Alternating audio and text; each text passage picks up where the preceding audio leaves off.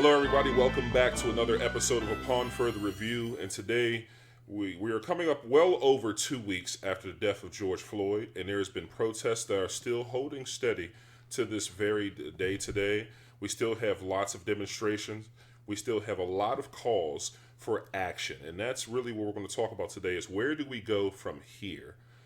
The biggest cry coming out of this is to defund the police, and the key is defund, not abolish, not eliminate, but to defund the police, to reduce their funding and redefine their scope and their duties in society.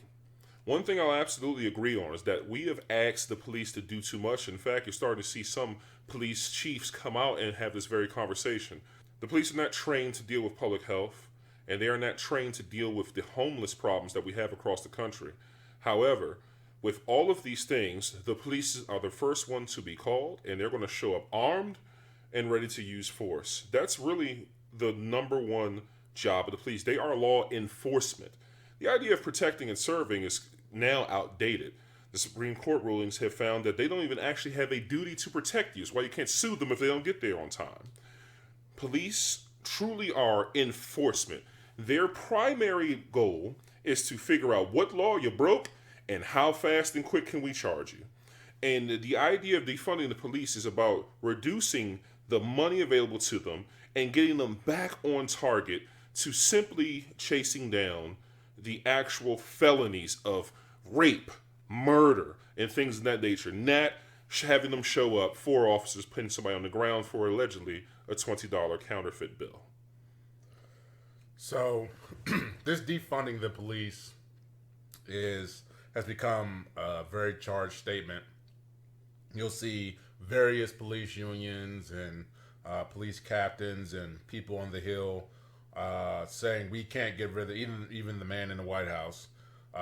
We can't get rid of the police. This is going to turn into Venezuela, where there's crime rampant everywhere, and nobody is safe, and we can't do that. And the word defunding, I feel that's they're taking advantage of it, because they know good and well when we say defund the police, what we're talking about is reducing the budget so you can reduce their scope of work. We're talking about demilitarizing police, where I don't need to see that my local sheriff's office has a tank. I don't need to see that the local sheriff's office is spending, millions on armor-piercing rounds and all these very high-caliber weapons. They are not the military. We have a military to be the military. They are for law enforcement for very local domestic matters. They do not need to be that well armed. I can understand maybe have a special unit, they have SWAT, but your average police officer does not need to have his access to militarized weapons. There's really no reason for it, right? They don't use it. Most police officers can go their entire career without having actually to be involved in a shooting. So why are we spending millions and billions of dollars militarizing police? Those funds could be used elsewhere to adequately boost up other social programs. We're talking about, as Troy, as you mentioned before, we're talking about mental health. We're talking about homelessness. We're talking about all these school resource officers. I think I saw statistics about 5,000 police officers in schools, and they're not well served to be there, right? How about instead of these police officers, we hire more guidance counselors, more resources for the schools to help some of these wayward youth that could have, came up from a bad home or had bad experience, or sometimes they're just angry and frustrated. And guess what? Meeting them with police is not going to help resolve their issues. If anything, it's going to exacerbate it, right? So we need to rethink what the duty of a police officer is. We need to rethink, how do we want them to be engaged in the community?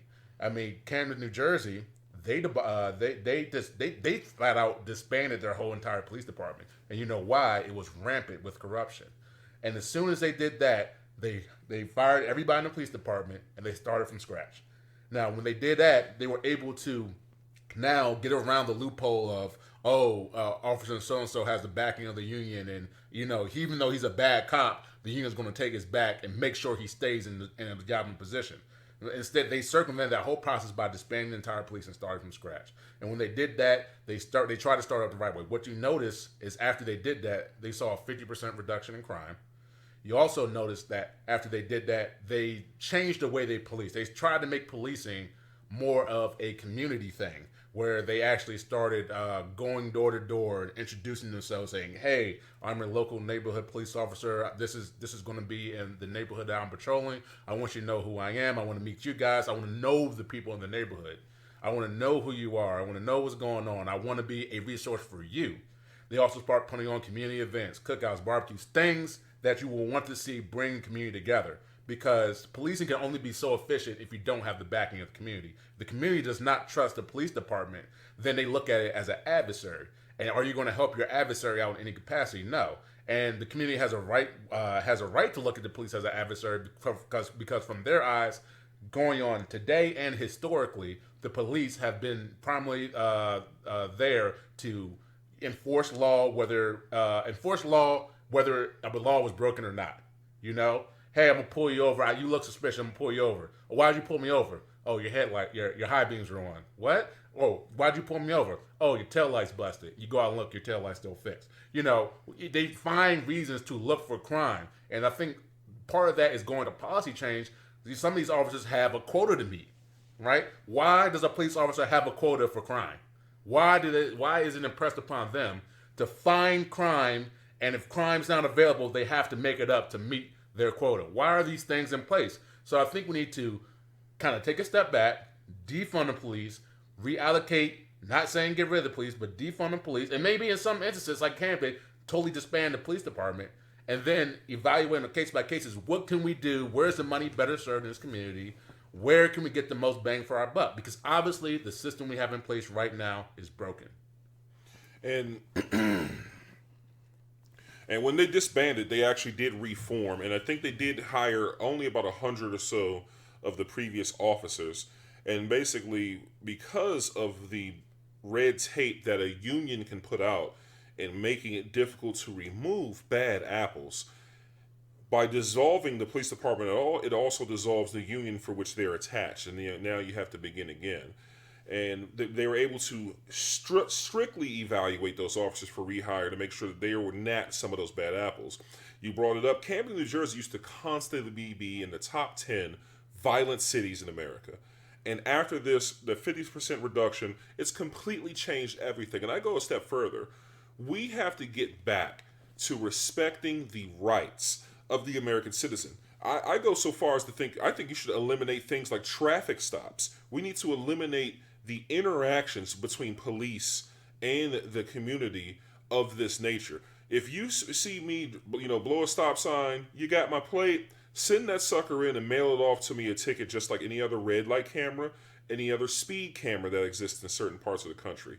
A lot of officers will tell you that a traffic stop is the most dangerous thing. You don't know who you could be pulled over. You don't know what you could have in here. Let's get rid of all of that. They've lost that privilege, in my opinion. And it's unnecessary in the modern times. The car's not going anywhere. You send this ticket to the owner with the same responsibilities. Just like with a red light or a speeding ticket, people will pay and they'll be responsible for whatever the moving violation may be.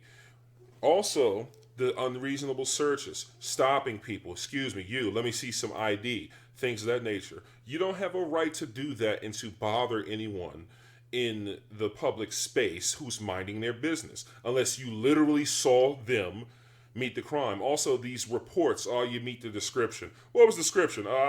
6 foot tall black man. That's not good enough. It must be specific. It cannot be overly broad, because you end up searching half of New York if you do that, or most other cities, or any place where you have a large population.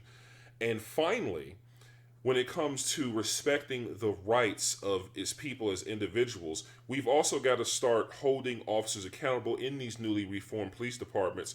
Things like lying on your official police reports, if we get evidence that refutes it, automatic fire. Hiding your badge number and who you are. You're a member of the community here to serve. First thing you should be walking up is, hello, I am officer such and such, badge number blank, blank, blank. I have pulled you over, or I have interacted for you for this reason. Because a lot of these videos that you see, people just don't even understand why they're in a situation. Can you tell me why you pulled me over? Can you tell me this? Sir, what is happening? Next thing you know, somebody's being thrown on the ground and backup is diving on them like it's a wrestling match. It's insane.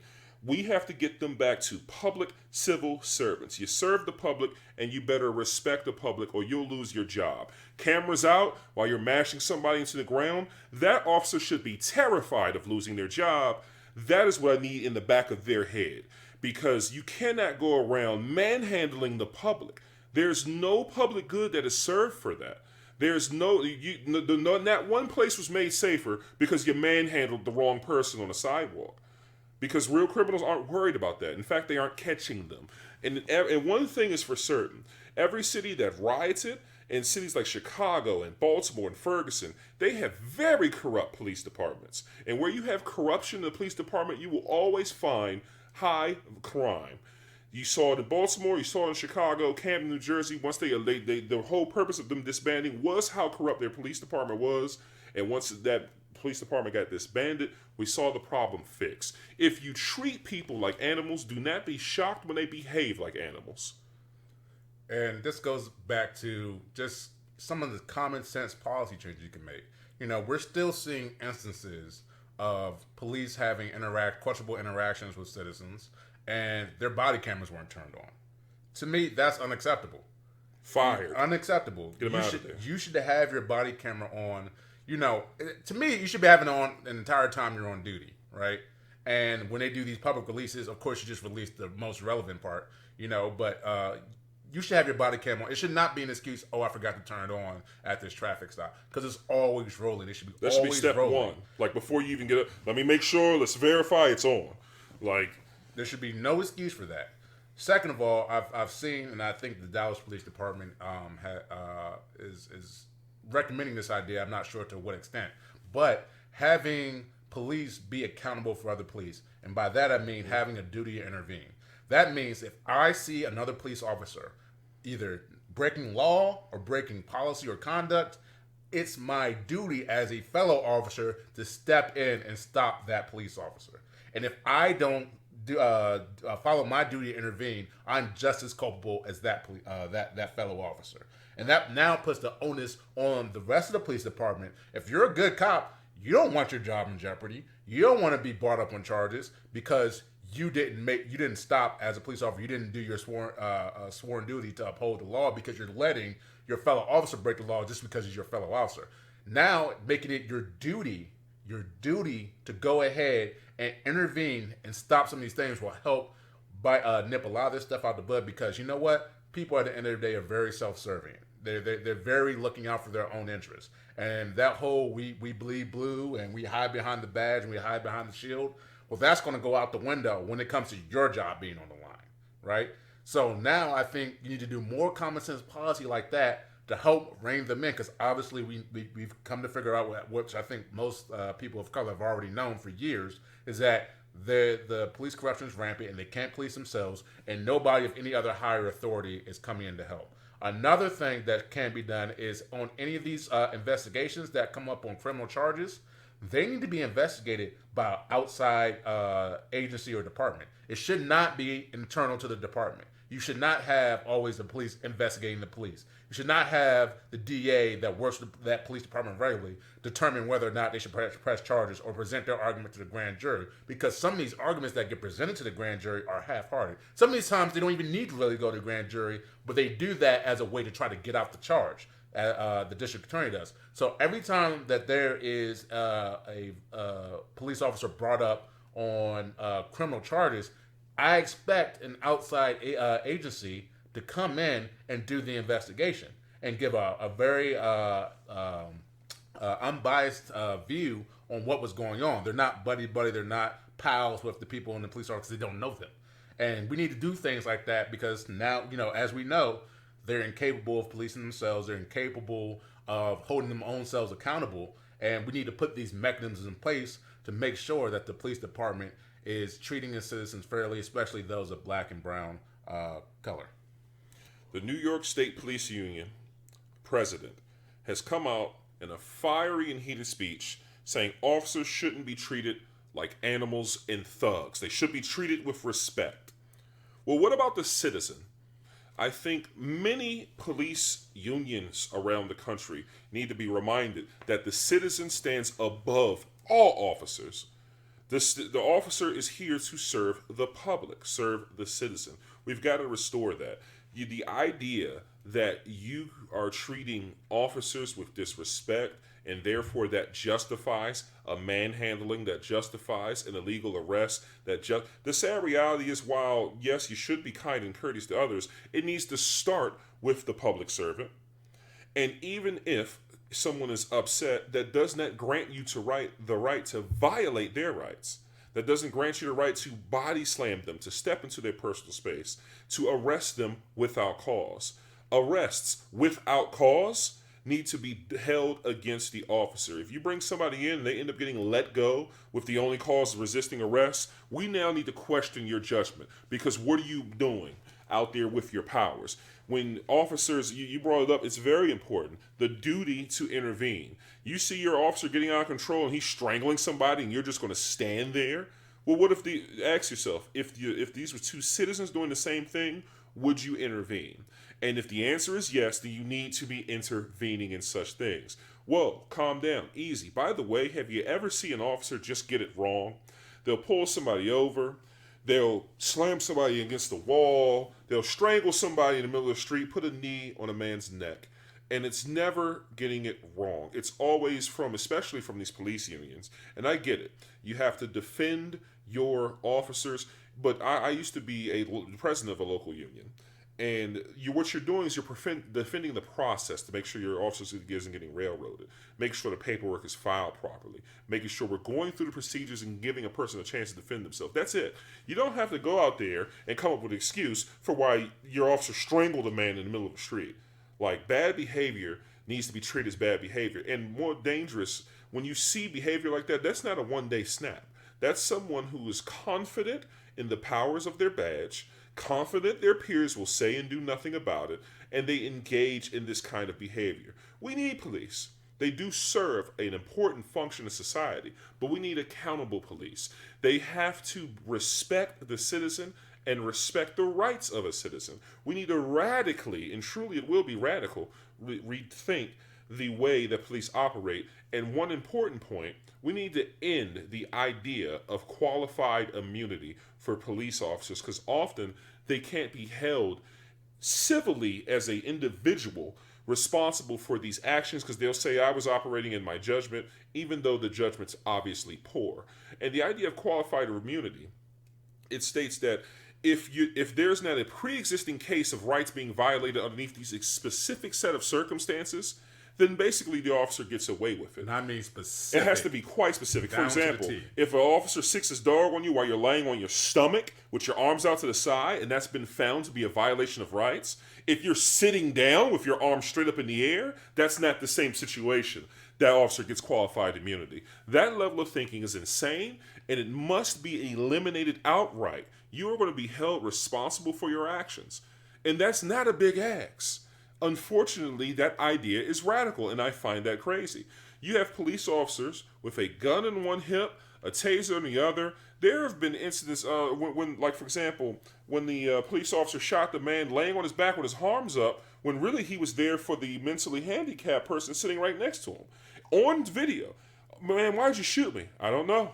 Just shot the wrong guy. These sorts of things are insane. He got away with it, too. And got away with it. No charges, no nothing, continues on about their career.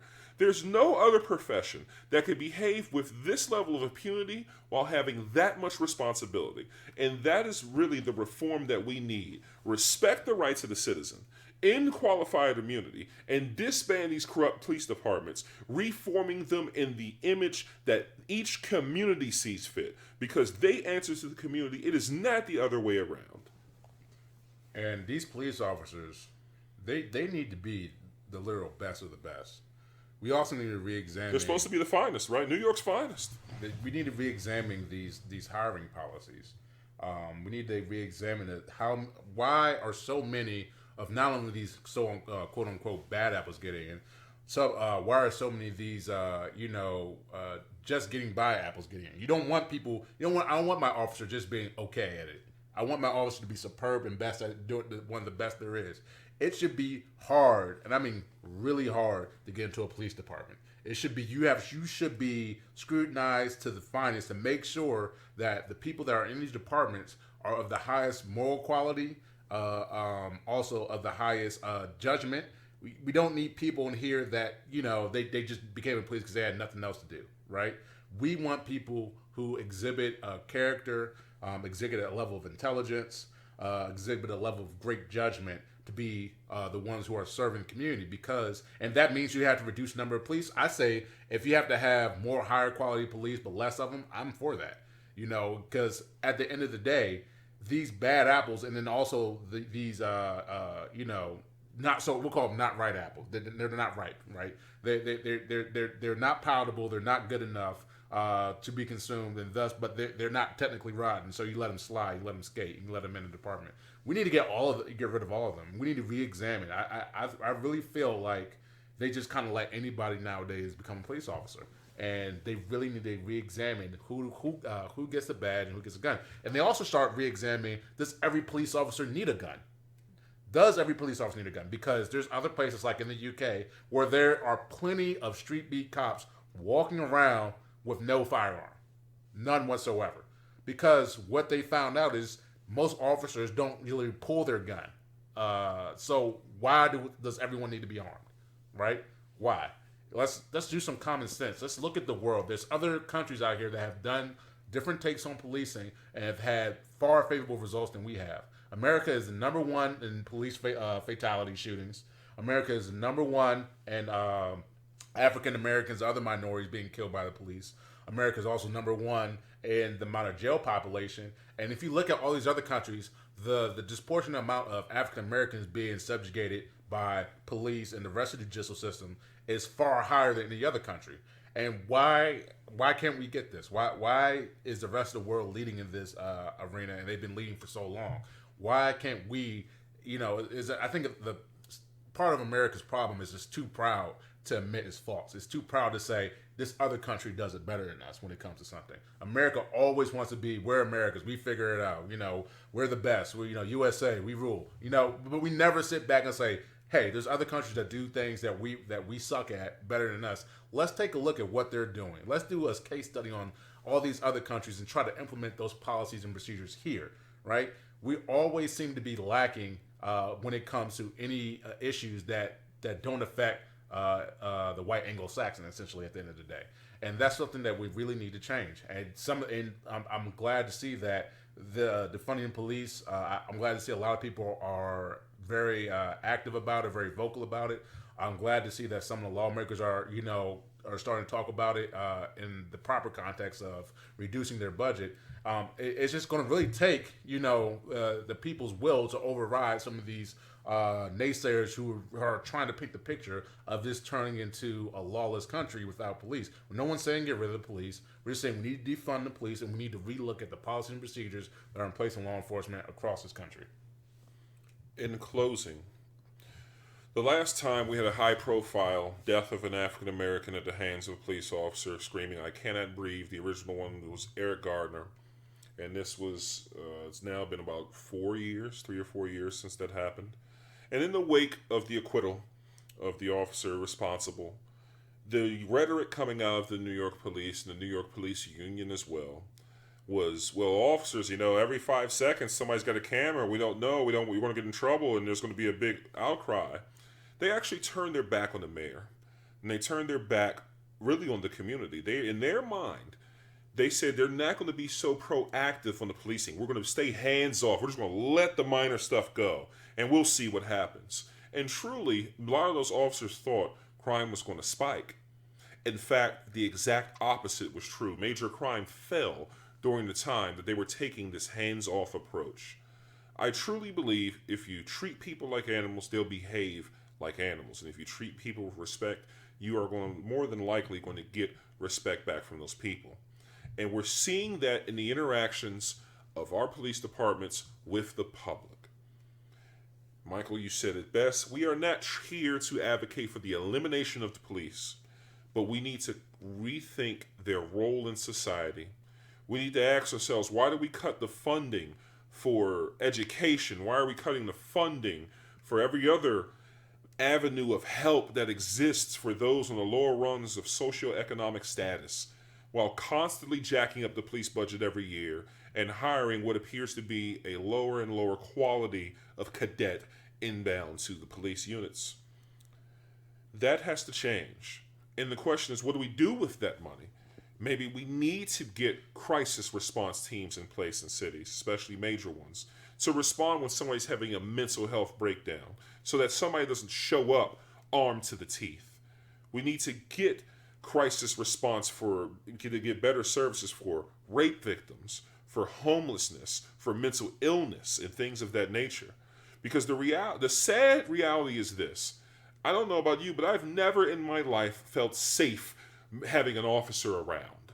You know why? Because they're here to harass and bother. It's the first thing I think. No one driving down the street is comfortable when a cop pulls up behind them, even if you followed every law to the T. You want that cop to get on up the road. You want him to move on out the way. I would say they should be seen and not heard, but I don't even want them to be seen. They should be in the background. When you go to the safest parts of this country, you don't see a cop on every corner. But when I go to the dangerous parts, the increase in aggressive policing, as if that will somehow magically make the bad crime stop and the major crimes go away. It's simply not true. The reality is this. When you do not call the police in America unless you are prepared for somebody to go to jail or die. Those are the only two options that an officer has at their disposal. Their guns are coming out in order to assert control of any situation they feel is going beyond them.